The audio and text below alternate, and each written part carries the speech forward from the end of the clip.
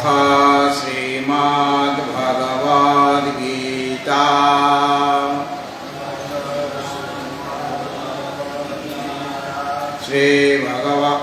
षष्ठोऽध्यायः ध्यानयोगः। श्रीभगवानुवाच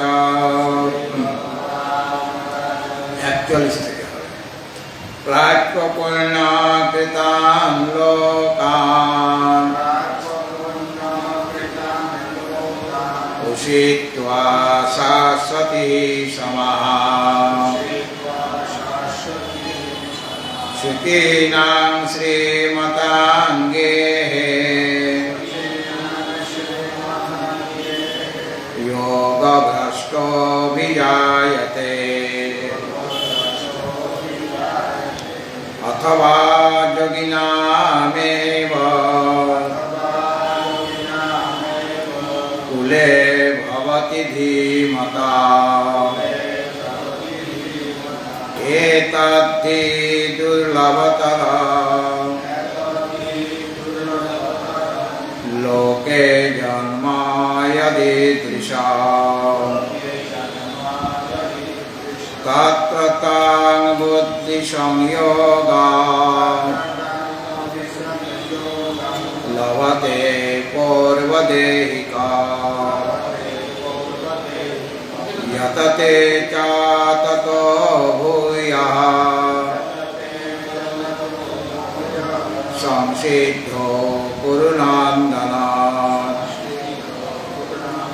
पूर्वाभ्यासेन तेनैव ह्रियते यावसोऽपित्सा जिज्ञासुरपि योगस्य शब्दब्रह्माति वर्तते प्रयत्नाद्यतमानस्तु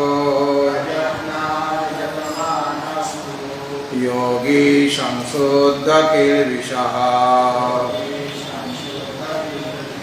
अनेकजन्म संसिद्ध ततो याति परां गतिम् तपस्सिद्धोऽधिको योगी ज्ञानिभ्योऽपि मतोऽधिकः कर्मिभ्यश्चाधिको योगी तस्माद् योगी भवार्जुन योगिनामपि सर्वेषां मद्गतेनान्तरात्मना श्रद्धावान् भजते यो मां स मे युक्ततमो मतः श्रद्धावान् भजते यो मां स मे युक्ततमो मतः। इति श्रीमहाभारते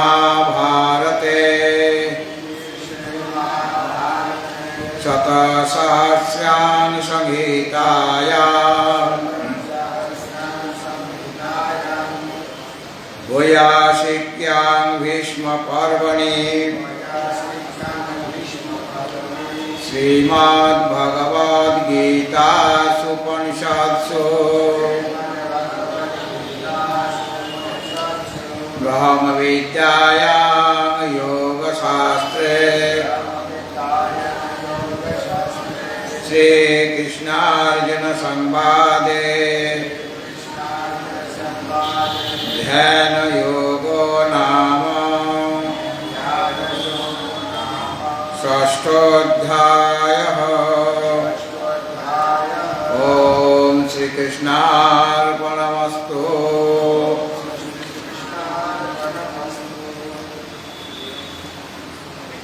ষষ্ঠ অধ্যায় নিয়ে আমাদের আলোচনা চলছে। এই সংসারে আমরা অনেক কিছু লাভ করতে চাই, কিন্তু সেই লাভগুলি অতি ক্ষণস্থায়ী এবং পরিণামে দুঃখজনক। কিন্তু এখানে এমন একটা বস্তু রয়েছে এই সংসারে, যা লাভ করলে আর কিছু লাভ করার বাকি থাকে না। সেই তত্ত্বটা কি সংসারের মধ্যেই আছে।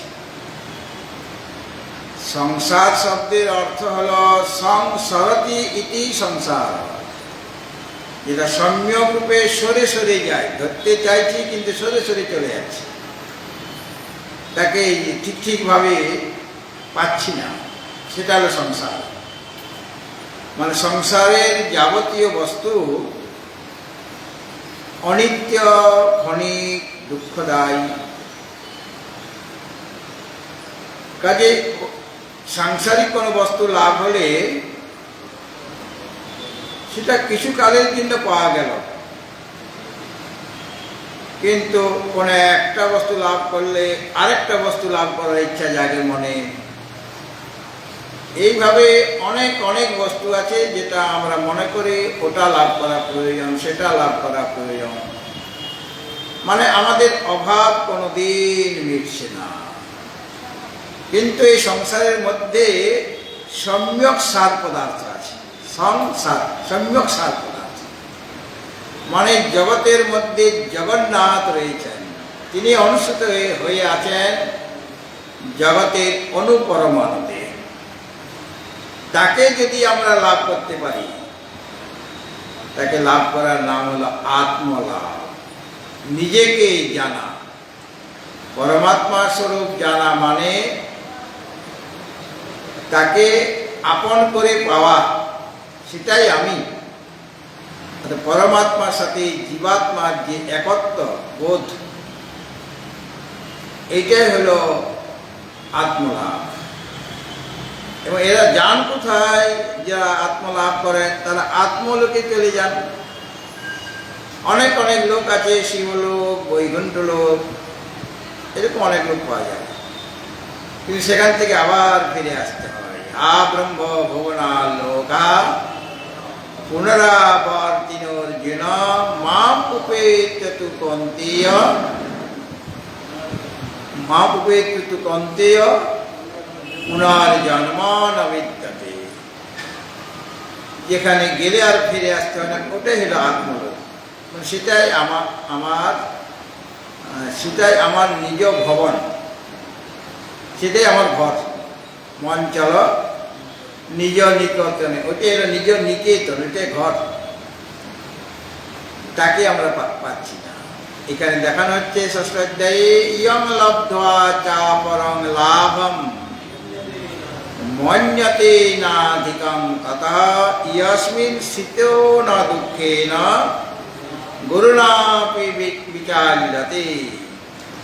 ওই যে আত্মলাভ, তাকে যদি লাভ করা যায়, ইয়ং লব্ধ্বা চা পরং লাভম মন্যতে নাধিকং ততঃ, অন্য আর লাভ তার চেয়ে অধিক নাই।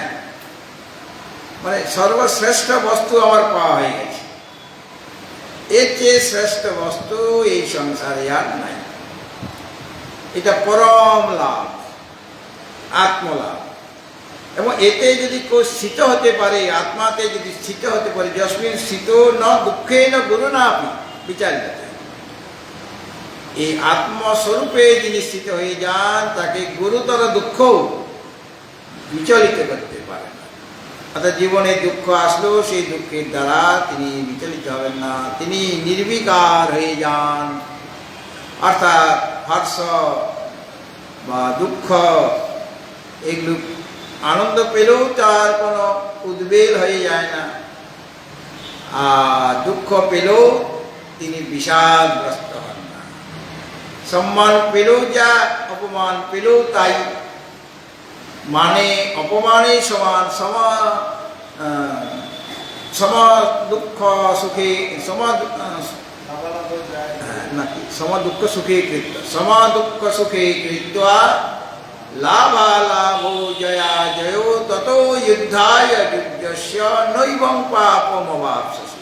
প্রথমে বলা আছে গীতা, যে সুখ দুঃখকে সমান জ্ঞান করে, সুখ দুঃখে সমীকৃত, লাভালাভো জয় জয়, লাভ অলাভ, জয় পরাজয় সব কিছুকে যদি সমবুদ্ধিতে দেখো, অর্থাৎ সমস্ত কিছুতে যদি নির্বিকার হয়ে থাকতে পারো, তাহলে পর কি হবে? তুমি যদি তত যুদ্ধায় যুদ্ধস্য নৈবং পাপম অবাপ্স্যসি, তুমি যদি নিজের কর্তব্য কর্ম করেও থাকো, তাহলে সেই কর্মের ফলের দ্বারা তুমি লিপ্ত হবে না। এবং গুরুতর দুঃখ, সবচেয়ে বড় দুঃখ যদি জীবনে এসে যায়, তাহলেও তিনি নিজের স্বরূপ থেকে বিচলিত হন না। অতএব সেই আত্মলাভ তোমাকে করতে হবে, এই জন্য ধ্যান দিন। এবং আমরা যখন আসলাম এই সংসারে, দুঃখের সাথে আমার সংযোগ হয়ে আসছি। ত্রিতাপ জ্বালায় আমরা দগ্ধ হচ্ছি। আদি ভৌতিক, আদি দৈবিক আর আধ্যাত্মিক। আগে আধ্যাত্মিকটা বল। আধ্যাত্মিক, আদি ভৌতিক আর আদি দৈবিক তাপ রয়েছে, দুঃখ রয়েছে সকলের জীবনে। আধ্যাত্মিক তাপটা কিরকম? শারীরিক এবং মানসিক যে তাপ, শরীরে রোগ জ্বালা ব্যাধি হয়ে গেল, এর দ্বারা কষ্ট হচ্ছে আমার। এটা হলো ব্যাধি, শরীরে ব্যাধি হলে কষ্ট হচ্ছে আমার। আবার মনের আধি হয়, একটা হলো আধি আর একটা হলো ব্যাধি। ব্যাধি হলো শরীরের রোগ, আর আধি হলো মনের রোগ।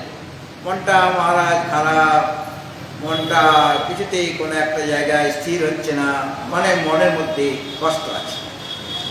তো এটা হলো মানসিক তাপ বা আধিও বলা যায়।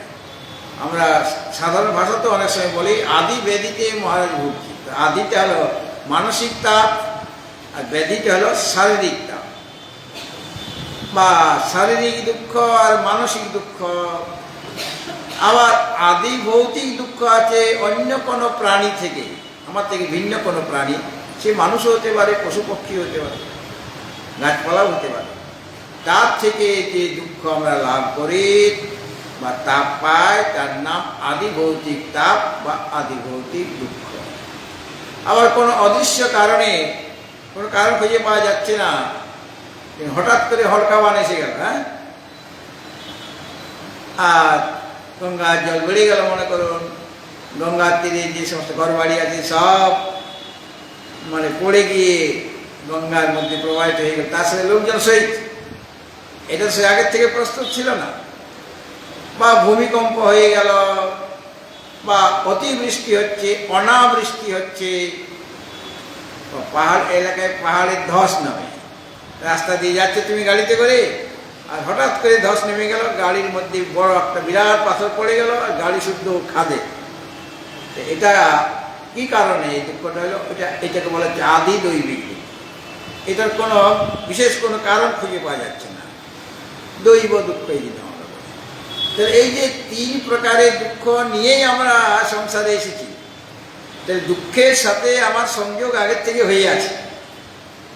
কেননা প্রারব্ধ কর্মবশত আমাদের তিনটা জিনিস হয়, সতী মূলে তদ বিপাক জাত্যায়ুর ভোগা। প্রারব্ধ কর্মবশত জাতি মানে জন্ম, আয়ু, আয়ু মানে কতবার শ্বাস প্রশ্বাস ত্যাগ গ্রহণ করবো, আর ভোগ মানে সুখ দুঃখের ভোগ। তো প্রারব্ধ নিয়েই এসেছি আমরা, প্রারব্ধ কর্মবশতে আমাদের জন্ম হয়েছে, আর আয়ুটাও সেরকম ভাবে আমি ততদিনই থাকবো, আর সুখ দুঃখ ভোগও হবে। আর সুখটাও দুঃখের রূপান্তর মাত্র। সংসারে যে বিষয় থেকে যে সুখটা পায় সেটা দুঃখই। সর্বম সর্বম দুঃখম বিবেকিনাম, বিবেকী পুরুষের কাছে সুখটাও দুঃখ। কেন সুখ ভোগ করলেও তো আমার রোগ হবে, বা ওই ধরনের সুখকর পদার্থ কি সবসময় আমার কাছে আসবে? তাহলে ভোগ করার সময় আমার দুঃখ হচ্ছে, আর সুখটাও চিরকাল থাকবে না, সেটাও ক্ষণিক। কাজেই দুঃখম এব সর্বম বিবেকিনাম, সুখটাও বিবেকের কাছে দুঃখ, আর দুঃখটা তো বটেই। এইভাবে দুঃখের সাথে আমার সংযোগ হয়ে আছে। ধ্যান যোগের দ্বারা তুমি কি করবে, এই যে দুঃখের সাথে সংযুক্ত হয়ে আছে ওটা বিয়োগ করতে হবে। দুঃখের সাথে আমাদের যে সংযোগটা হয়ে আছে আগের থেকে, সেটাকে বিয়োগ করাই হচ্ছে আমাদের ধ্যানের মূল কাজ। এই জন্য বলছেন তং বিদ্যা দুঃখ সংযোগা বিয়োগং যোগ সংগীতাম সা নিশ্চয়েন যোক্তব্যো যোগো নির্বিন্ন চেতসা। দেখো, তং দুঃখ সংযোগ, এই যে দুঃখের সাথে আমার সংযোগটা হয়ে আছে অনাদিকাল থেকে সংযোগ, এই দুঃখের সংযোগটাকে দূর করতে হবে। তার বিয়োগ হলে মানে দুঃখ আর থাকবে না। দুঃখের সাথে যে সংযোগটা হয়ে আছে সেই সংযোগের বিয়োগটাই হলো যোগ সংগীতম, ওটাকে যোগ বলা আছে। দুঃখ সংযোগটাকে বিয়োগ করাটা হচ্ছে যোগের কাজ। আমি যে ভগবানের ধ্যান করব, ধ্যানের দ্বারা আমার কি হবে, ওই যে পূর্ব থেকে দুঃখের সংযোগ হয়ে আছে ওটা বিচ্ছিন্ন করে দেবে, ওটা বিয়োগ হয়ে যাবে। সুতরাং যোগ কাকে বলা হয়, যোগের ডেফিনেশন দেওয়া হয়েছে, অদ্ভুত ডেফিনেশন ভগবান দিয়েছেন। যোগ কাকে বলে, বলে বিয়োগকে যোগ বলে। হ্যাঁ, বিয়োগটাই হলো যোগ। যোগের ডেফিনেশন কি, যোগ কাকে বলে, বিয়োগকে যোগ বলা হয়। বলে এটা কিরকম কথা, বিয়োগটা তো আলাদা জিনিস আর যোগ আলাদা। আমাদের গণিতের নিয়ম অনুসারে বিয়োগ একটা আলাদা জিনিস। 4 থেকে আমি 2 বাদ দিলাম, বিয়োগ করলাম 2 হলো, 4-এর সাথে 2 যোগ করলে 6 হয়ে যাবে। যোগ আর বিয়োগ একই জিনিস। কিন্তু এখানে গীতা শাস্ত্রে আমরা দেখছি ভগবান শ্রীকৃষ্ণ বলছেন যে বিয়োগটাই যোগ, তাকেই যোগ সংজ্ঞা দেওয়া হয়েছে। সেটাই হলো যোগ, মানে সমাধি। যোগ চিত্তবৃত্তি নিরোধ, যোগটা কি, চিত্তবৃত্তির নিরোধ করা, ওটাই সমাধি। সুতরাং যোগ কাকে বলা হচ্ছে, বিয়োগ। কিন্তু কি ধরনের বিয়োগ সেটা মনে রাখতে হবে, দুঃখ সংযোগের বিয়োগ। দুঃখ সংযোগের বিয়োগকে বিয়োগ করাটার নামই হচ্ছে যোগ। অর্থাৎ যোগের দ্বারা, ধ্যান যোগের প্রভাবে এই যে দুঃখের সাথে আমাদের সংযোগ হয়েছিল ওটাকে আমি বিয়োগ করব, মানে দুঃখের আত্যন্তিক নিবৃত্তি হয়ে যাবে। এমনভাবে বিচ্ছিন্ন করে দেওয়া হবে যার দুঃখ আমাদের কাছে আসতেই পারবে না। এটাকেই বলা হচ্ছে যোগ সংগীতম, অর্থাৎ এটাই যোগ বলা হচ্ছে। এই দুঃখ সংযোগের বিয়োগটাই হলো যোগ বা সমাধি। এটা এরকমভাবে তুমি বিদ্যা মানে জানবে, দুঃখ সংযোগের বিয়োগটাই হলো যোগ। অর্থাৎ যোগের দ্বারা তুমি কি করবে, ধ্যান যোগের দ্বারা না দুঃখ সংযোগের বিয়োগ করবে, মানে দুঃখের আত্যন্তিক নিবৃত্তি হবে। আমরা সকলেই কি চাই, আমরা এমন একটা আনন্দ চাই যে আনন্দের মধ্যে এক ফোঁটা দুঃখ থাকবে না, দুঃখের নাম বন্ধ থাকবে না, এমন একটা আনন্দ চাই। হ্যাঁ, এটাই সমস্ত জীবের লক্ষ্য, শুধু মানুষের নয়। একটা ছোট্ট পিপিলিকা সেটাও চাইছে যে আমি গুড় খাবো, কিন্তু গুড়ের মধ্যে যেন আমি এটে না যাই। হ্যাঁ, গুড় অনেক সময় গুড়ের মধ্যে পিপিলিকা পাগুলি আটকে যায়, আটকে গেলেই তার মৃত্যু হয়ে যাবে। তা আমি গুড়ের মধুরতা আমি গ্রহণ করবো, কিন্তু ওখানে যেন আটকে না যায়, ওখানে যেন আমার মৃত্যু না হয়ে যায়। তাহলে সকলে আমরা পরম আনন্দ চাইছি, কিন্তু সেই আনন্দের মধ্যে এক ফোঁটা মানে দুঃখের গন্ধ মাত্র সেখানে থাকবে না, এমন একটা আনন্দ চাইছি। সেই আনন্দটা কখন লাভ হবে, যদি তুমি চিত্তবৃত্তি নিরোধ করো। মানে চিত্ত স্বভাবত ওই বিষয়ের দিকে ধাবিত, সেই বিষয় থেকে মনকে সরিয়ে এনে আত্মাতে লগ্ন করতে হবে, আত্মাতে স্থিত করতে হবে। অর্থাৎ বিষয় থেকে উপরতি চাই, বিষয় নিবৃত্তি চাই। বিষয় যত আমার থাকবে তত বেশি আমার দুঃখ হবে, যত আমার প্রিয়জন থাকবে বেশি। আমার অনেক প্রিয় ব্যক্তি আছে, আমার অনেক বন্ধু আছে যারা আমার জন্য প্রাণ দিতে পারে। যত প্রিয় ব্যক্তি থাকবে তত তোমার দুঃখটা বেশি। রাত্রে ঘুম হবে না, চিন্তা করবে, আরে অমুক আমার দাদা কেমন আছে, শুনেছিলাম তার শরীর খারাপ। এই চিন্তা করতে সারা রাত্রির ঘুমটা আপনার গেল। হ্যাঁ, আমরা ঘুমেই আসলে তার কথা চিন্তা করতে। তাছাড়া সেটা একজন প্রিয় ব্যক্তি নেই, এরকম আপনার অনেক প্রিয় ব্যক্তি আছে। অমুক ব্যক্তি অনেকদিন ফোন করা হয়নি, আপনি মোবাইলটা লক করেছিলেন, আবার লক খুললেন, তার কথা মনে পড়ে গেল। তারপরে রাত্রি 12টায় মনে পড়েছে, সে বাজে তখন ঘুমিয়ে আছে, তাকে আপনি রাত 12টায় ফোন করেছেন, দাদা আপনি কেমন আছেন, আপনার জন্য খুব চিন্তা হচ্ছে। আর সে তো বিরক্ত হচ্ছে, সে তো ঘুমিয়ে গিয়েছে। সুতরাং তার ঘুমটা আপনি নষ্ট করলেন, আর আপনার ঘুমটাও নষ্ট হলো। এইভাবে যত প্রিয় ব্যক্তি আপনার থাকবে তত দুঃখ বেশি। আর অপ্রিয় ব্যক্তি তো দুঃখ দেবেই। প্রিয় ব্যক্তিরা ওদের কেউ তোমাকে দুঃখটা বেশি দিচ্ছে। কিসের দ্বারা? স্নেহের দ্বারা, মায়ার দ্বারা, প্রেমের দ্বারা তোমাকে আকর্ষণ করছে, তোমাকে সংসারে আবদ্ধ করে দিতে চাইছে। সুতরাং ওই যে আনন্দটা আমরা পাচ্ছি, যেটা কিছুক্ষণের জন্য, সেই বিষয়ানন্দের প্রতি তোমার আসক্তি থাকা যাবে না, চলবে না। তাহলে তুমি পরম আনন্দ পাবে না। শ্রেষ্ঠ যে আনন্দ, সে আনন্দ তুমি পাবে না। সুতরাং চিত্তকে বিষয় থেকে নিবৃত্ত করতে হবে। বিষয় থাকলে তুমি এই অতি শ্রেষ্ঠ যে আনন্দ পেলে তোমার সমস্ত অভাব মিটে যাবে, তুমি পূর্ণ হয়ে যাবে। সেই পূর্ণত্ব লাভ করার জন্য, পূর্ণ আনন্দ লাভ করার জন্য এই ছোট ছোট যে আনন্দ, সেইগুলির প্রতি যে আসক্তি ত্যাগ করতে হবে। মানে বিষয় থেকে মনকে নিবৃত্ত করে মনকে কোথায় রাখতে হবে?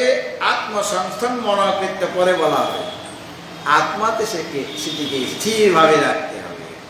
সুতরাং এমন যে যোগ, যে যোগের দ্বারা সমস্ত দুঃখ সংযোগের বিয়োগ হয়ে যায়, সযোগ, সেই যোগটি অনির্বিণ্ণ চেতসা নির্বেদ রহিত হয়ে, মানে অবসাদ ঝেড়ে ফেলে। নির্বেদ মানে নির্বিণ্ণ, মানে অবসন্ন হয়ে যাওয়া। কিন্তু অনির্বিণ্ণ চেতসা, বিষাদ রহিত হয়ে বা নির্বেদ রহিত যে চিত্ত, যেখানে মনের ওই বিষণ্ণতা, মানে অবসাদ হয়ে যায়, মনও অবসাদ হয়ে যায়। মন সবসময় তার চিন্তা করতেও ভালো লাগে না। তো বিষাদগ্রস্ত যে মন, সেই মন দিয়ে নয়, যে মনের মধ্যে তেজ আছে, উৎসাহ আছে, উদ্দীপনা আছে, সেরকম মনের দ্বারা অনির্বিণ্ণ চেতসা, নির্বেদ রহিত যে মন, সেই মনের দ্বারা তুমি কি করবে না? যোগ নিশ্চয়ই না যোগ থেকে, ওই যোগ মানে সমাধি নিশ্চয়পূর্বক, মানে অধ্যবসায় সহকারে। কোনো একটা কাজ করতে গেলে অধ্যবসায় লাগে, ধৈর্য লাগে।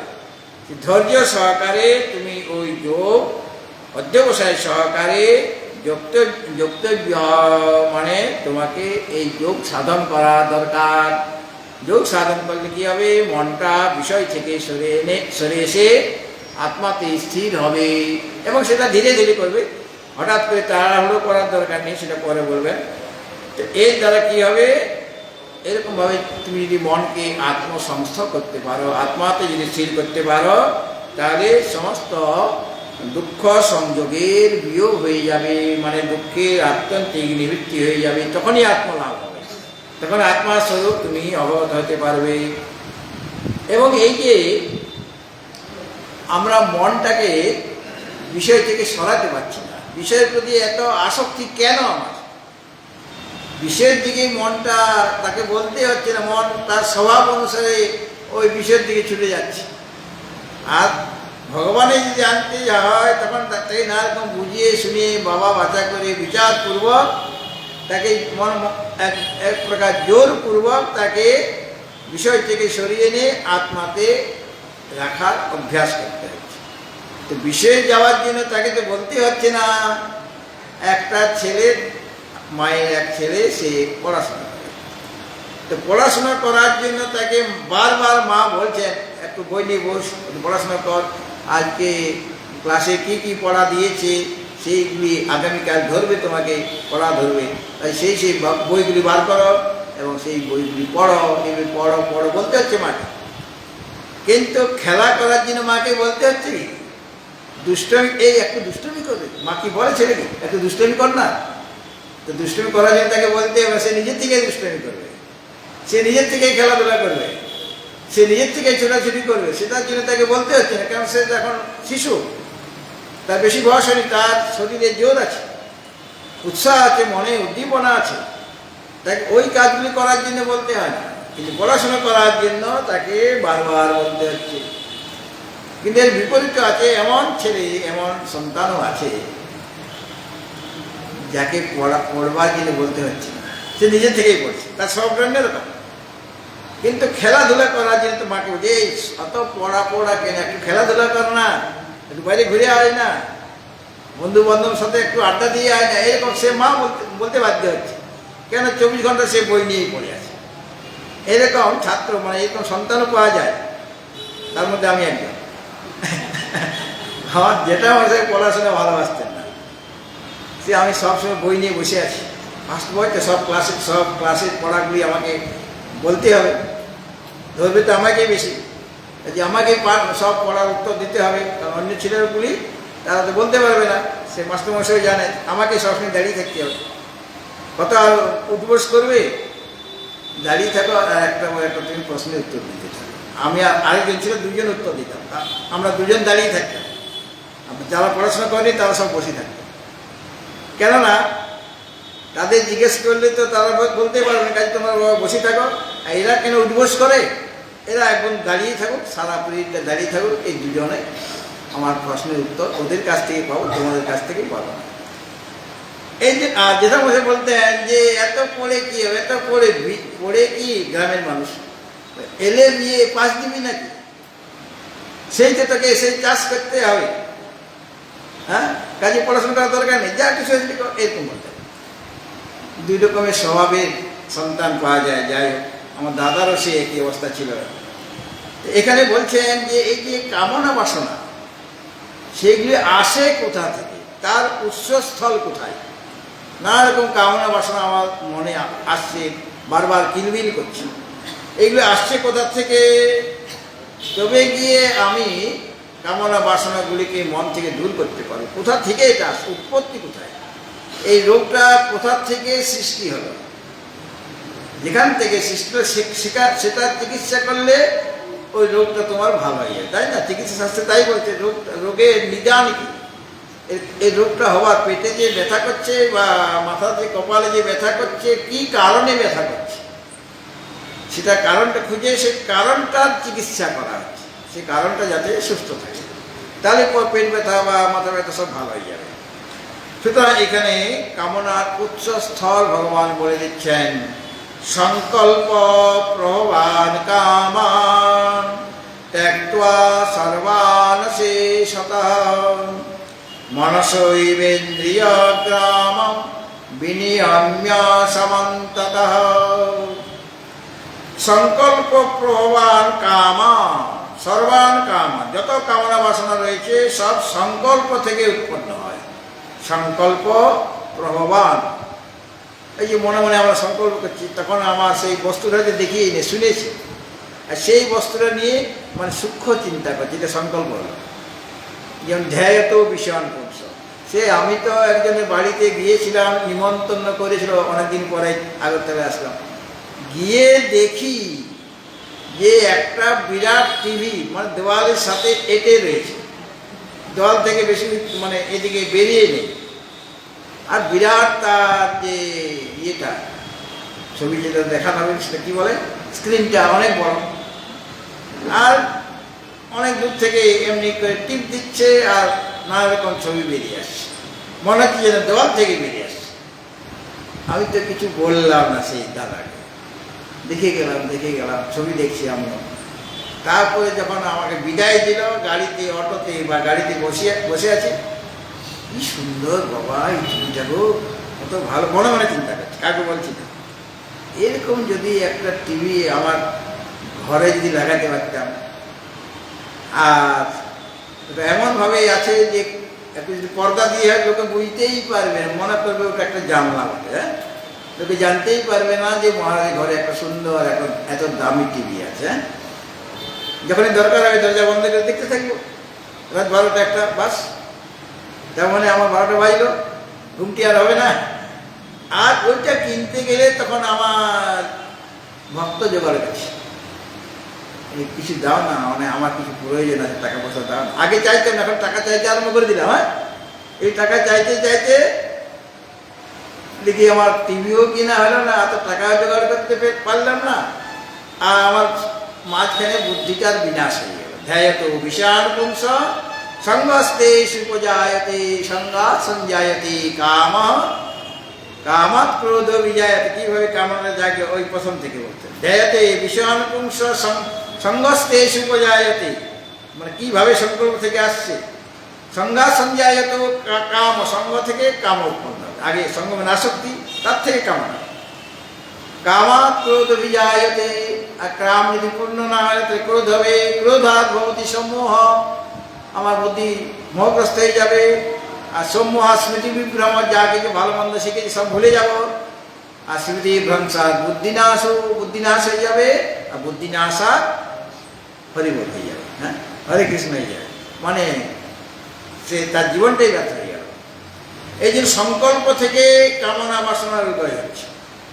এই সংকল্প তুমি করবে না, মনেও তা কোনো একটা বিষয়ে ধ্যান করবে, চিন্তা করবে না। বিষয় চিন্তনটা হলো সংসার বন্ধনের কারণ। যত দুঃখ লাভ করার কারণ হলো তুমি হয়তো সূক্ষ্মভাবে চিন্তা করছো, একটু দরকার নেই, তবুও একটু ভেবে নি, তাহলে সেটা দুঃখের কারণ হবে এবং সংসারে বন্ধনের কারণ হবে। আর আত্মচিন্তন যদি করা হয় তাহলে আনন্দের কারণ সেটা, আর সংসার থেকে মুক্তি লাভ করার সেটা একটা সাধন। কাজে এখানে বলছেন ভগবান, সংকল্প থেকে উৎপন্ন যত কামনা বাসনা রয়েছে সেইগুলিকে অশেষত ত্যক্ত, পূর্ণরূপে, মানে কোনো কামনাই থাকতে দেবে না হৃদয়ে, সেগুলিকে ত্যাগ করে মনসা এব ইন্দ্রিয় গ্রামং বিনিয়ম্য। আরো তোমার কাজ আছে। প্রথমে কাজ হলো সমস্ত কামনা বাসনাকে পূর্ণরূপে ত্যাগ করো, কেন ওগুলি তোমার দুঃখের কারণ, এই বিচারপূর্বক ত্যাগ করো। তারপর তোমার কাজ হলো যে মনসা এব, মনের দ্বারা, বিবেকযুক্ত যে মন, শুদ্ধ মন, সেই মনের দ্বারা ইন্দ্রিয় গ্রামং বিনিয়ম্য। গ্রামং শব্দের অর্থ এখানে ভিলেজ নয়, গ্রাম মানে সমূহ। ইন্দ্রিয় গ্রামং মানে ইন্দ্রিয় সমূহ, যে 10টা ইন্দ্রিয় আছে, পঞ্চ জ্ঞানেন্দ্রিয় এবং পঞ্চ কর্মেন্দ্রিয়, এইগুলিকে বিনিয়ম্য মানে এইগুলিকে সংযত করে। সংযত কার দ্বারা করবে সেটা বলে দিচ্ছে, মনের দ্বারা করতে হবে। কেন মন হলো এদের রাজা, ইন্দ্রিয়গুলির রাজা হলেন মন।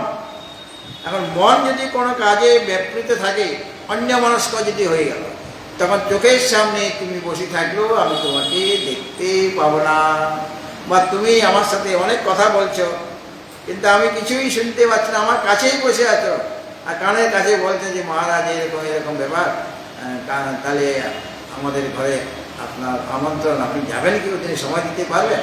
আমি কিছুই শুনতে পাচ্ছি না, কেন আমার মনটা অন্য দিকে চলে গেছে। তাহলে পর ইন্দ্রিয়গুলি কোনো কাজ করতে পারছে না, কেন মন আমার অন্যত্র ছিল। কাজে মন হলো এদের ইন্দ্রিয়গুলির রাজা। আমার মনের রাজা হচ্ছে, তারও বশ আছে, তার বশ হলো বুদ্ধি। মনের বশ বুদ্ধি, কারণ মন তো সংকল্প বিকল্প করে, আর বুদ্ধি সে নিশ্চয় করে। এই যে মনেরও বশ হচ্ছেন বা তারও অধিপতি হচ্ছেন বুদ্ধি। তো তোমাকে এখানে বিবেকযুক্ত মনের দ্বারা বা শুদ্ধ মনের দ্বারা যত ইন্দ্রিয় আছে 10টি, যে ইন্দ্রিয় গ্রামক মানে ইন্দ্রিয় সমূহ, সেইগুলিকে সমান্তত মানে সব দিক থেকে, কারণ সেই ইন্দ্রিয়গুলি তো বিভিন্ন দিকে ছড়িয়ে ছিটিয়ে গেছে, 10টা ইন্দ্রিয় 10 দিকে যাচ্ছে। ধৃতরাষ্ট্র মহারাজের কয়জন সন্তান? হ্যাঁ ধৃতরাষ্ট্র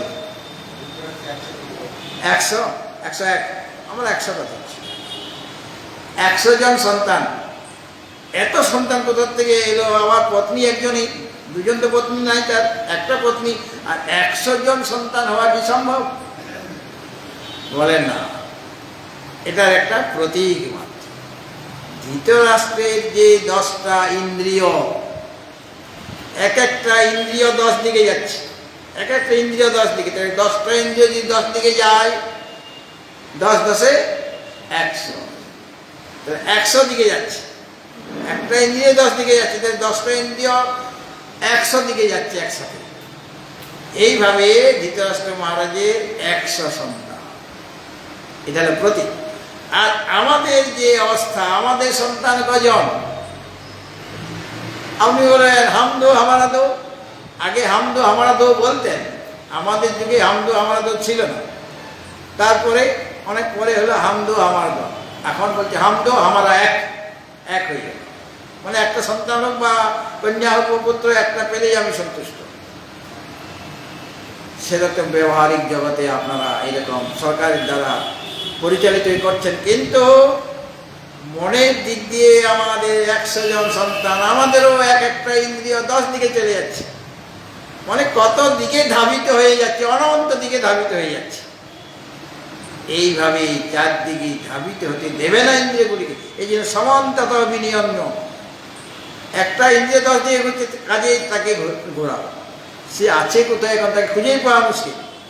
কারণ সে তো চক্ষুর ইন্দ্রিয় 10, তার জায়গা হচ্ছে 10 দিকে রূপ দেখবে। একদিকে রূপ দেখলে হবে না, 10 দিকে কোথায় কি রূপ আছে সে ঘুরে ঘুরে দেখবে। তাই এই সে চক্ষু ইন্দ্রিয় কোথায় আছে তাকে খুঁজে খুঁজে বার করে তারপরে সেখানে তাকে সংযত করো। চক্ষুর ইন্দ্রিয়কে, কর্ণ ইন্দ্রিয়কে সংযত করো। মনে কত বড় কাজ।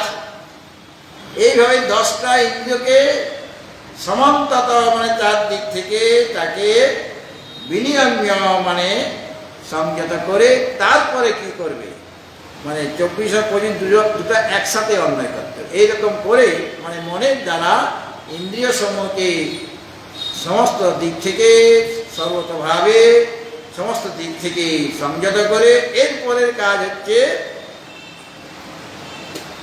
শনৈ শনৈ উপরমেন বুদ্ধিয়া ধৃতে গৃহীতয়া আত্মসংস্থান মনা কৃত্বা না কিঞ্চিদপি চিন্তয়েৎ। শনৈ শনৈ ধীরে ধীরে কাজটা করতে হবে। শনৈ শনৈ উপরমেন বুদ্ধিয়া ধৃতি গৃহীতয়া। ধৃতি গৃহীতয়া বুদ্ধিয়া। ধৃতি গৃহীতয়া বুদ্ধিয়া মানে ধৈর্যযুক্ত যে বুদ্ধি, যে বুদ্ধির মধ্যে ধৈর্য এই গুণটা আছে। কারণ বুদ্ধির অনেক কাজ, সে ধৈর্য না থাকলে সেই কাজটা করা তার পক্ষে সম্ভব হবে না। যে ব্যক্তি সর্বদাই অস্থির হয়ে থাকে সে তার পক্ষে কোনো কাজ সুষ্ঠুভাবে করা কি সম্ভব হবে না। তার মধ্যে স্থিরতা থাকতে হবে। সুতরাং এখানে বলা হলো, বুদ্ধির বিশেষণ দেওয়া হলো ধৃতি গৃহীতয়া বুদ্ধিয়া। ধৃতির দ্বারা গ্রহণ করা হয়েছে। ধৃতি মানে ধৈর্য। সেই ধৈর্যযুক্ত বুদ্ধির দ্বারা শনৈ শনৈ মানে ধীরে ধীরে। কিছু কিছু কাজ আছে ধীরে ধীরে করতে হয়। পর্বতে যদি আরোহণ করতে হয় তাহলে তাড়াহুড়ো করলে আপনি বেশি দূর যেতে পারবেন না, আপনি অসুস্থ হয়ে পড়বেন। এই জন্য ধীরে ধীরে পর্বত আরোহণ করতে হয়। আর তাড়াহুড়া করলে কিছুক্ষণ পরেই আপনার পা ব্যথা করবে, বুক ব্যথা করবে। কারণ যত উপরে যাবেন তত তো অক্সিজেন কম হতে থাকবে। আর আপনি উপরের দিকে যাচ্ছেন, কাজে শ্বাস প্রশ্বাসের কষ্ট হবে। তাড়াহুড়া করলে ওইখানেই আপনাকে বসে পড়তে হবে। আর আপনার যেটা লক্ষ্য ছিল সেখানে আপনি যেতে পারবেন না। এমনকি আপনার মৃত্যু হয়ে যেতে পারে, হার্ট ফেলও করতে পারে, এরকম হতে পারে। আবার কাঁথা সেলাই যদি করতে হয়, প্রাচীনকালে মায়েরা ঠাকুমারা তারা বাচ্চাদের জন্য কাঁথা সেলাই করতেন। হ্যাঁ, এখন এগুলি দরকার নেই। এখন কত রকমের জিনিস পাওয়া যায়, ওই শিশুকে শোয়াবার জন্য কত রকমের জিনিস পাওয়া যাচ্ছে তাকে। আর বাচ্চাদের আগে তো বাচ্চারা তো একদম নগ্নই থাকতো। এখন জন্মের পর থেকেই তাকে কত রকমভাবে যে বেঁধে রাখা হচ্ছে, দেখলে কষ্ট হয়। যাই হোক, প্রাচীনকালের নিয়ম অনুসারে কাঁথা সেলাই করতে মানে পুরনো যত কাপড় চোপড় দিয়ে ভিতরে সাজানো আছে আর নিচে একটা বড় কাপড়, তার উপরে ওইটাকে আপনি উপরে করেছেন।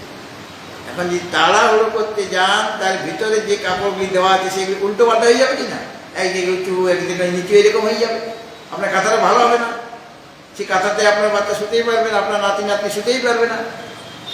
কাঁথা সেলাই করার সময় খুব ধীরে ধীরে ধীরে সেলাইটি যেমন খুব দূরত্বে একই দূরত্বে পড়ে তবে কি দেখতে সুন্দর হবে।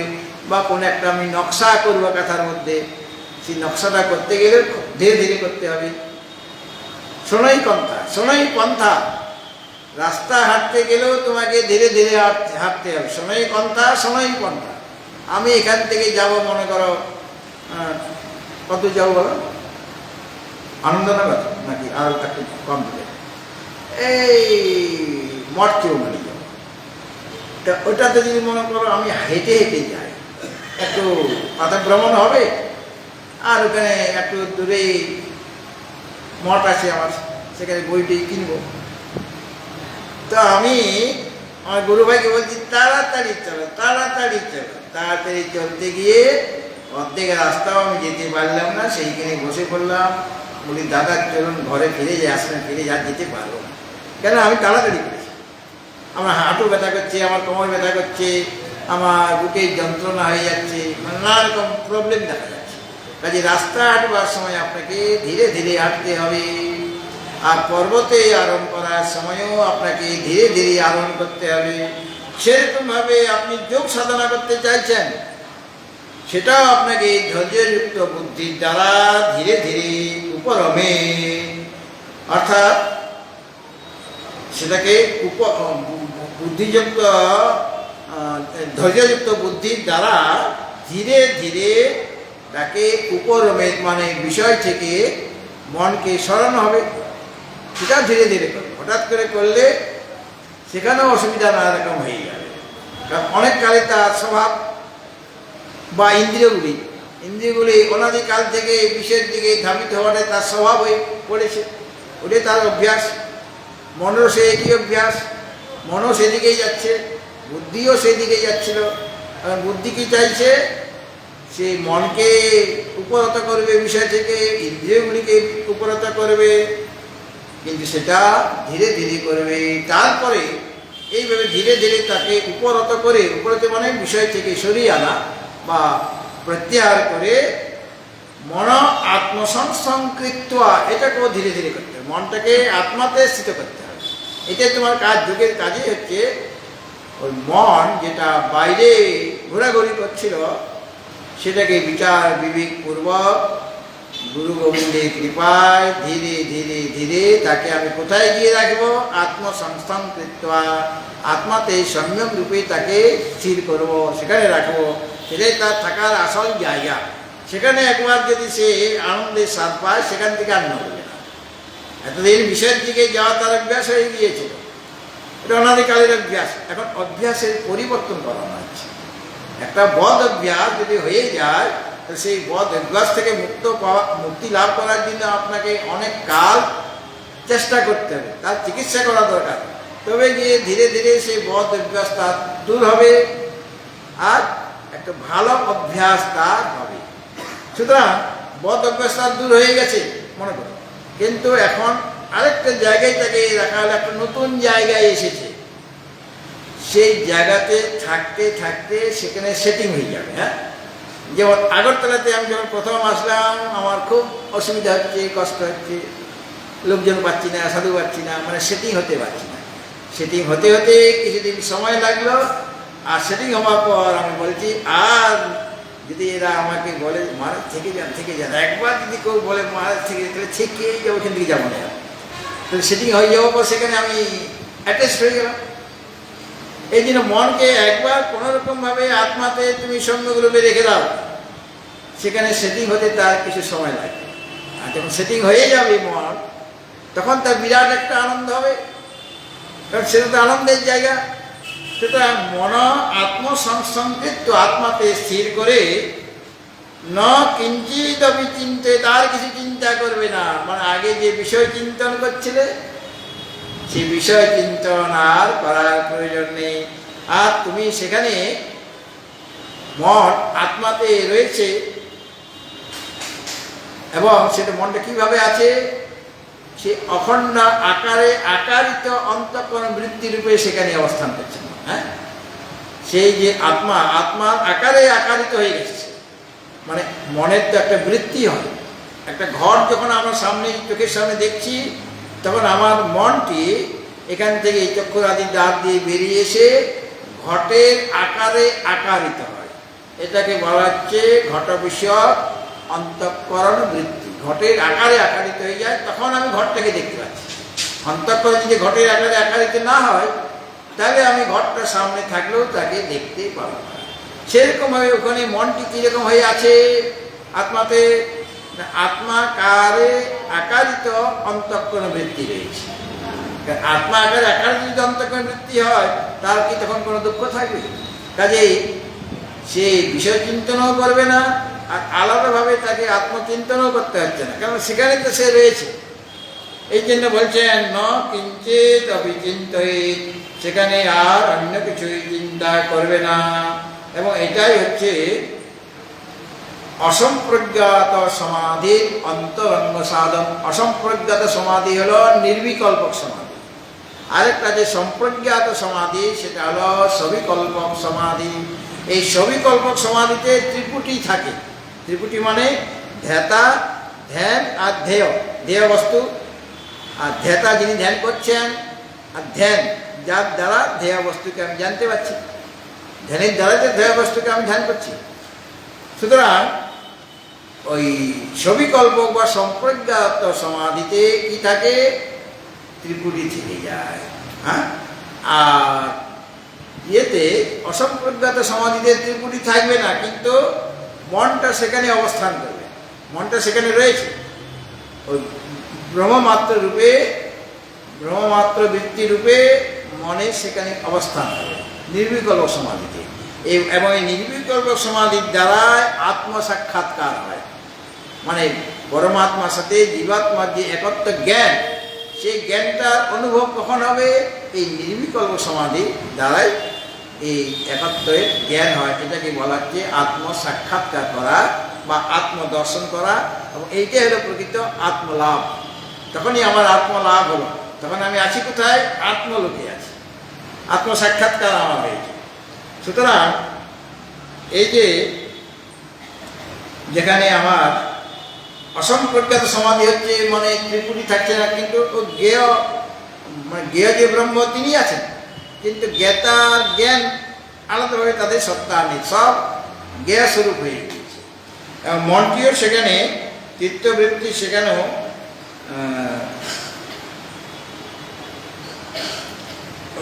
ব্রহ্মমাত্ররূপে অবস্থান করছে। আর এই দ্বারাই আমার কি হবে? আত্মসাক্ষাৎকার হবে।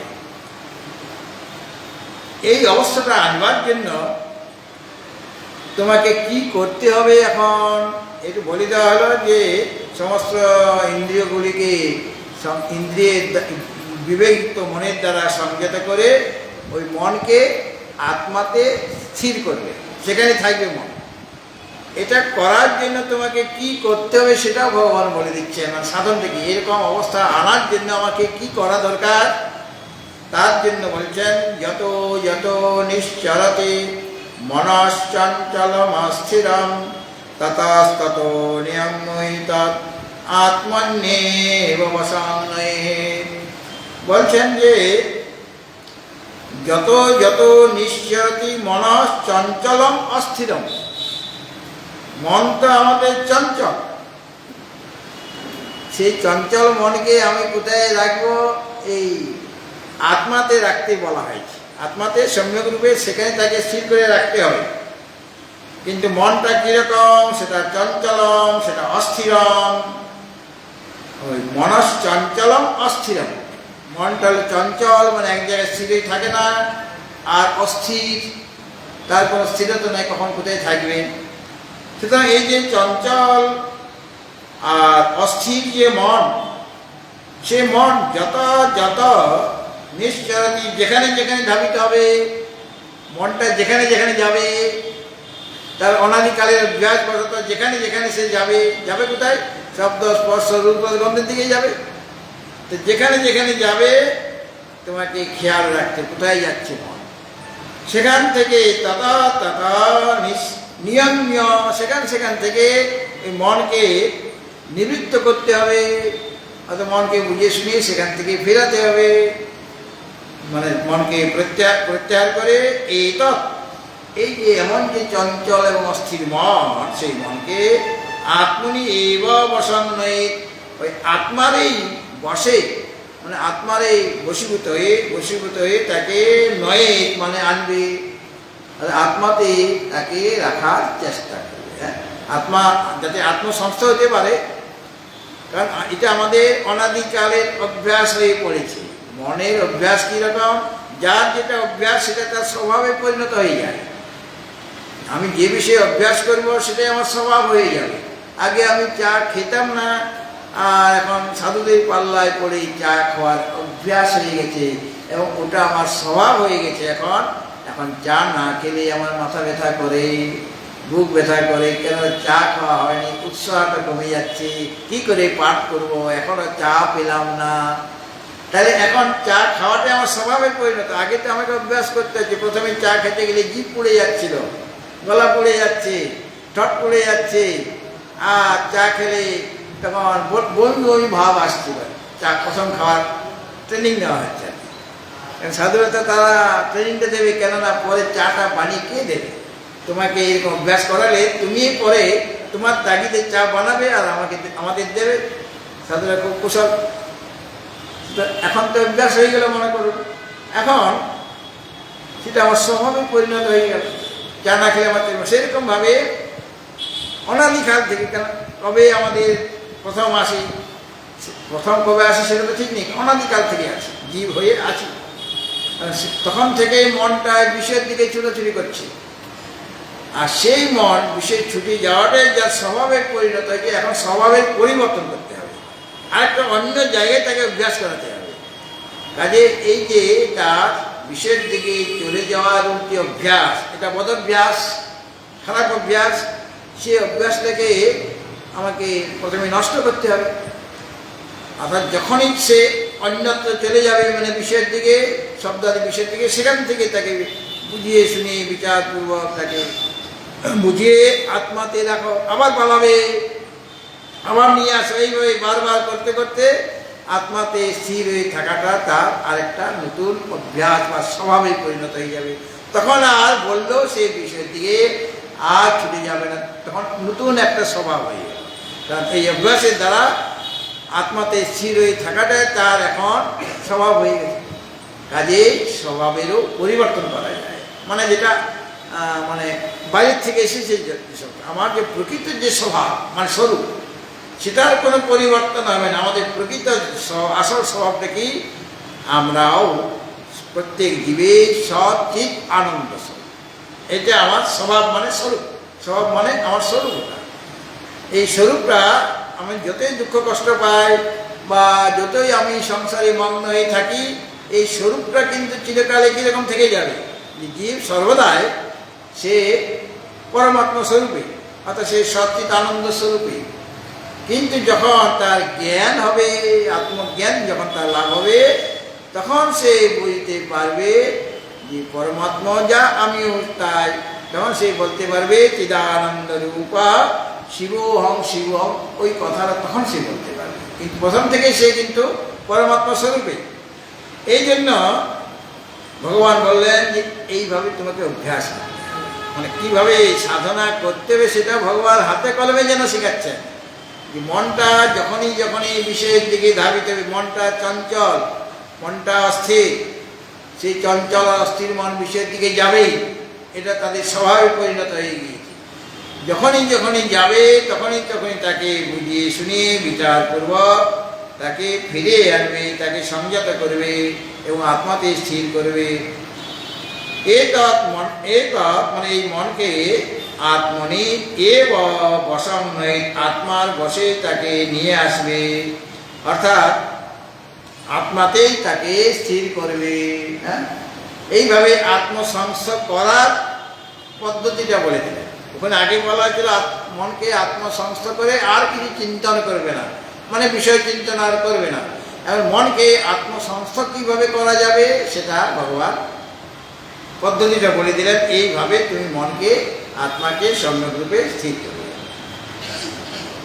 তারপরে ভগবান বলছেন প্রশান্ত মনসাং হীনং যোগিনাং সুখমোত্তমাম উপৈতি শান্ত রজসং ব্রহ্মভূতামকালমসাম। প্রশান্ত মনসং, যার মনটি প্রশান্ত হয়েছে, প্রসন্ন হয়ে গেছে। মনটা কার প্রসন্ন হবে? যে বিষয় চিন্তন করবে, বিষয়ে যে আসক্ত, তার মনটা কোনোদিন প্রসন্ন হবে? সে কোনোদিন সন্তুষ্ট হবে? সে কোনোদিন সন্তুষ্ট হতে পারবে না। যে মনটিকে বিষয় থেকে সরিয়ে এনেছে তার মনকে প্রসন্ন হতে পারে। বিষয় থেকে সরিয়ে এনে ভগবানের ধ্যানে যিনি মগ্ন হয়ে গিয়েছেন, ভগবানের সেবা করছেন, পূজা করছেন, জপ করছেন, ধ্যান করছেন, তার মনটা প্রসন্ন, প্রশান্ত মনস, তারই মনটা প্রসন্ন হবে, অর্থাৎ প্রশান্ত চিত্ত তারই হবে। তো যার চিত্তটি প্রশান্ত হয়ে গেছে, যার মনটি প্রশান্ত হয়ে গেছে, মানে তার প্রসন্নতা আছে, বিষয় চিন্তন আর করছে না, আত্মচিন্তন বা ভগবত চিন্তনে তিনি মগ্ন হয়ে আছেন, তার ফলে শান্ত রজসম, তার রজগুণটা শূন্য হয়ে গেছে। রজগুণ তার থেকে মানে থাকবে, খুব কমে যাবে রজগুণটা, যেহেতু তার সাত্ত্বিক গুণের প্রাবল্য হয়ে গেছে। কেন? সে বিষয় চিন্তন যতদিন করছিল ততদিন তার মধ্যে রজগুণের প্রাবল্য বা কোনো সময় তমগুণের প্রাবল্য হয়ে যাচ্ছিল। আর এখন বিষয় চিন্তন, বিষয়ের কথা ভাবছে না, ভগবানের কথা ভাবছে, কাজে সে তখন সাত্ত্বিক হয়ে গেল, সত্যগুণ প্রধান সে হয়ে গেল। আর সত্যগুণ প্রধান হলে তার মনটা প্রসন্ন হবে। অর্থাৎ বিষয় থেকে মনকে সরিয়ে যদি ভগবত চিন্তনে রাখা হয়, ভগবত সেবাতে যদি মনটাকে লগ্ন করা হয়, তাহলে তোমার মনটি প্রসন্ন হবে। এছাড়া অন্য কোনো উপায় নেই মনকে প্রসন্ন রাখার। তাই যার মনটি প্রসন্ন হয়েছে এবং এর ফলে যিনি শান্ত রজস হয়ে গিয়েছেন, শান্ত রজসম মানে রজগুণ বৃত্তি শূন্য হয়ে গিয়েছে, রজগুণের বৃত্তি আর নেই। রজগুণের বৃত্তি কী ছিল? এই কর্মের প্রবৃত্তি, লোভ, এইগুলি রজগুণের কাজ ছিল। কাজে এখন রজগুণ বৃত্তি তিনি শূন্য হয়েছেন, অর্থাৎ তার এখন লোভ নাই, এখন কর্ম প্রবৃত্তি নাই, এখন বিষয় প্রবৃত্তি নাই। এই জন্য শান্ত রজসম, রজগুণটা তার শান্ত হয়ে গেছে, মানে রজগুণ আর রজগুণের বৃত্তি এখন কাজ করছে না। আর অকলমসম, তার সমস্ত কলমস মানে পাপটাও দূর হয়ে গেছে, তিনি নিষ্পাপ হয়ে গিয়েছেন। পাপকে দূর করার উপায় কি? বিষয়ের মধ্যে থাকলে আমার পাপ দিন দিন বাড়বে, পুণ্য হতে থাকবে, পাপও হতে থাকবে। আর পাপটা বিবেকী দৃষ্টিতে, পুণ্যটাও বিবেকী দৃষ্টিতে পাপেই। সুতরাং যতক্ষণ বিষয় সাগরে ডুবে থাকবো ততক্ষণ আমাদের পাপ হবে, পাপ পুণ্য দুটাই হবে, দুটাই কলমস। কিন্তু ইনি যিনি, যার চিত্তটি প্রসন্ন হয়েছে, যার রজগুণ শান্ত হয়ে গিয়েছে, তিনি নিষ্পাপ হয়ে যাবেন, পাপরহিত হয়ে যাবেন এবং তিনি ব্রহ্মভূতম, ব্রহ্মভাবকে প্রাপ্ত হবেন। ব্রহ্মের যে ভাব, ব্রহ্মের যে স্বরূপতা, সেটা প্রাপ্ত হবেন। এই নাম যোগী নাম, এইরকম যোগীকেই উত্তমম সুখম উপৈতি, এরকম যোগীর কাছে উত্তম সুখ এসে আশ্রয় করে। সর্বশ্রেষ্ঠ সুখ এরকম যোগীর কাছে চলে যায়। তার কাছে টাকা নেই, তার কাছে পয়সা নেই, তার জমি জায়গা নেই, তার ঘর বাড়ি নেই, কিছুই নেই, অকিঞ্চন তিনি যোগী, অকিঞ্চন। তার সন্তানাদি নেই, কোনো প্রিয়জন নেই, অপ্রিয়জন নেই, আর ধন সম্পত্তিও নেই, কিন্তু উত্তম উত্তম সুখ তার কাছে গিয়ে পৌঁছাবে।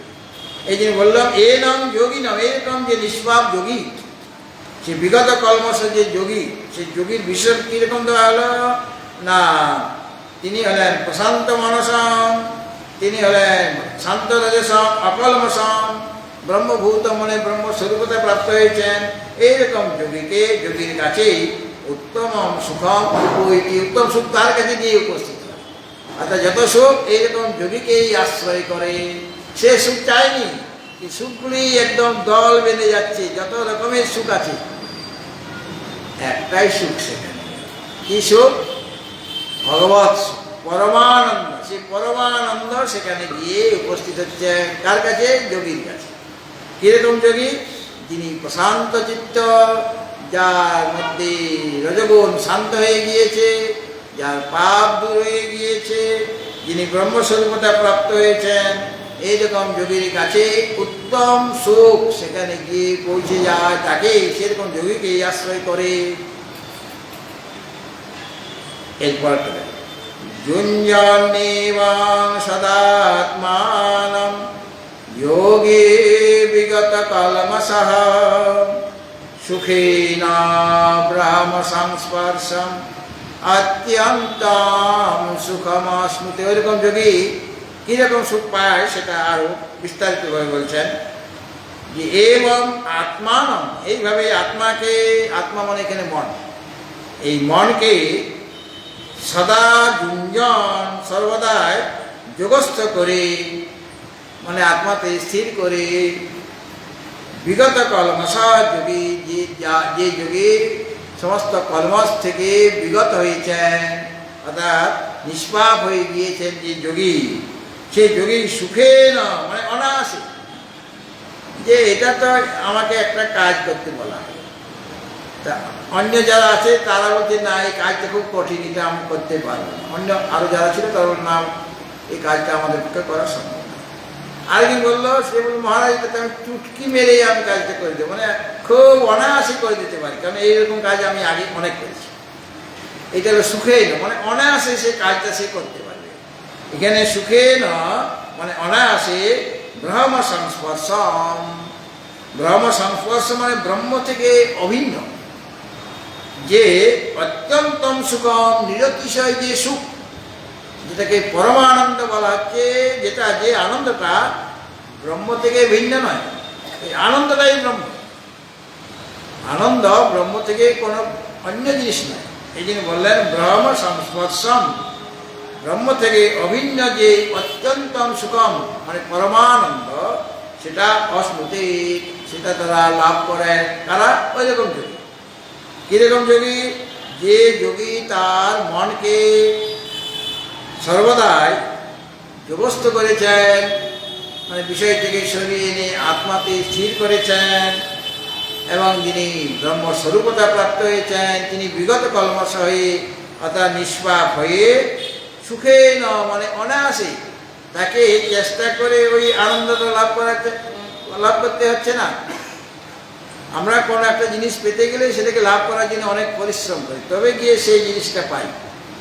কিন্তু এইরকম যোগী সেই সুখ পাওয়ার জন্য সে কোনো কিছু চেষ্টা করছে যে ওই সুখ আমার কাছে আসুক, এরকম মনোবৃত্তি নিয়ে সে যোগস্থ হয়নি, মানে মন যে আত্মসংস্থ হয়েছে এরকম ভাবনা নিয়ে সে মনকে আত্মাতে স্থির করেনি। কিন্তু তার কাছে এরকম নিষ্পাপ যোগী সুখে না ব্রহ্ম সংস্পর্শম মানে ব্রহ্ম থেকে অভিন্ন যে অত্যন্তম সুখম, অত্যন্তম সুখম মানে নিরতিশয় যে সুখ, সর্বশ্রেষ্ঠ যে সুখ, যে সুখের মধ্যে দুঃখ লিপ্ত নেই, দুঃখ মেশানো নেই। আপনারা যদি বাইরের থেকে দুধ কেনেন, গোয়ালা আপনাকে বলবে যে দুধে মহারাজ আমরা জল মিশাই না, আমাদের এটা নিয়ম আছে যে দুধে আমরা জল মেশাবো না, দুধের তারা জল মেশায় নিতে হবে, একটু না একটু মেশাতে হয়। কিন্তু ওদের যদি জিজ্ঞাসা করা হয়, কোনোদিন দেখে ফেলেছেন আপনি, তাদের ঘরে গেছেন, গিয়ে দেখছেন দুধে জল মেশাচ্ছে, হাতে নাতে ধরা পড়েছে, বলে আমরা বলছে সে দেখে, এই তো জল তুমি মেশালে, বলে না মহারাজ আপনি ভুল দেখছেন, আমরা জলের মধ্যে দুধ মিশিয়েছি, জলের মধ্যে দুধ দিয়েছি, আগে জলটা দিয়েছি তবে তো দুধটা ঢালছি, দুধের মধ্যে আমরা জল কখন দিলাম? দুধের মধ্যে আমরা কোনোদিন জল দিই, এটা আমাদের যাদবপুরের স্বভাব। ভগবান কৃষ্ণ বলে গেছেন কোনো সময় দুধে জল দেবে না, কিন্তু জলের মধ্যে দুধ দিতে বলে গেছেন তিনি।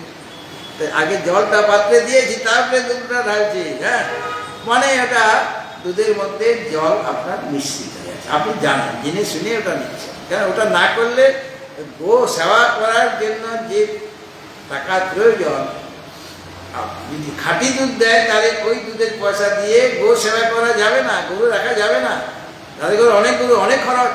আমরা ভাবছি গরু দুইলো আর দুধ নিয়ে চলে আসলেন, তাকে কত সেবা করতে হচ্ছে, কত লাথি খেতে হয়েছে গরুর, কত গরু মানে কোনো সময় হয়তো খুঁজে পাওয়া যাচ্ছে না কোথায় গেল, সেই রাত্রিবেলায় পালিয়েছে, রাত্রির সব স্বামী স্ত্রী ছেলে মেয়ে সব গরু খুঁজতে গেছে, আর গরু খুঁজে খুঁজে যখন আসলে তখন সকাল হয়ে গেল। তাহলে কীরকম কষ্ট করে। কাজেই খাঁটি দুধের টাকাটা পেলে গরু পোষা যাবে না, আর আপনি ওরা দুধে গরু পুষতে পারবে না, কাজে আপনি আপনার ঘরে দুধও পৌঁছাবে না, কাজে একটুখানি জল দিলে সেটা আমাদের মেনে নিতে হবে। তো এখানে বলছেন না এক ফোঁটা জল চলবে না, অর্থাৎ তিনি এমন একটা আনন্দ পাবেন যেটা ব্রহ্ম থেকে অভিন্ন। আনন্দটাই ব্রহ্ম, আনন্দই হলে রসবৈশ। সেই ব্রহ্ম কিরকম? তিনি রসবৈশ, তিনি আনন্দ স্বরূপ। রস স্বরূপ মানে আনন্দ স্বরূপ। এমন যে একটা আনন্দ, যেটা নিরতিশয় আনন্দ, যেটা শ্রেষ্ঠ আনন্দ, সেই শ্রেষ্ঠ আনন্দ তারা লাভ করেন, তারা এই যোগীগণ। কাজেই যারা এই আনন্দ লাভ করতে চাইবেন তাদের সেরকমভাবে তো ব্যবস্থাও করতে হবে, মনকে আত্মসংস্থ করতে হবে, ভগবদ্গত চিত্ত হতে হবে, তবে গিয়ে পরম আনন্দ লাভ করা যায়, যে আনন্দের মধ্যে দুঃখের গন্ধ মাত্র থাকবে না। ভগবত ভক্তজন এখন গীতামায়ের আরতি হবে, তারপরে একটি ভজন পরিবেশিত হবে।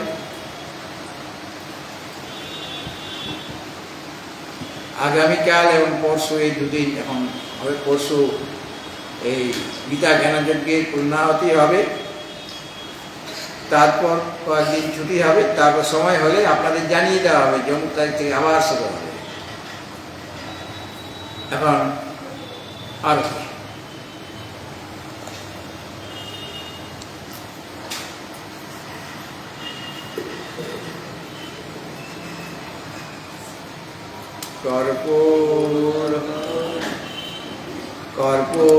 কর্পূরগৌরাং করুণাবতারং সংসারসারং ভুজগেন্দ্রহারং সদা বসন্तं হৃদয়ারবিন্দে ভবাং ভবানী সহিতাং নমামি।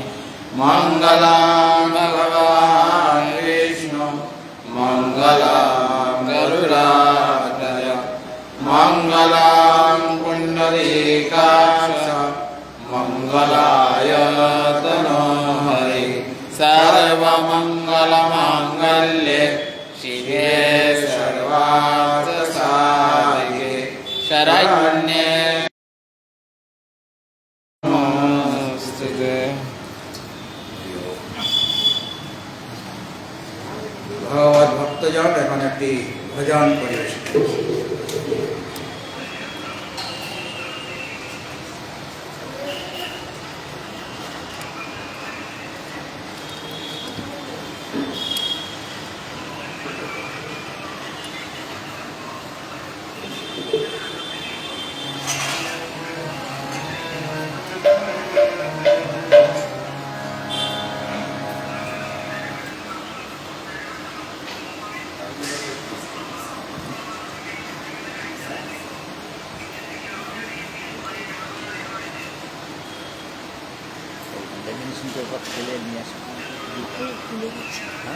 ভুলে গেছি, কালকে মনে করে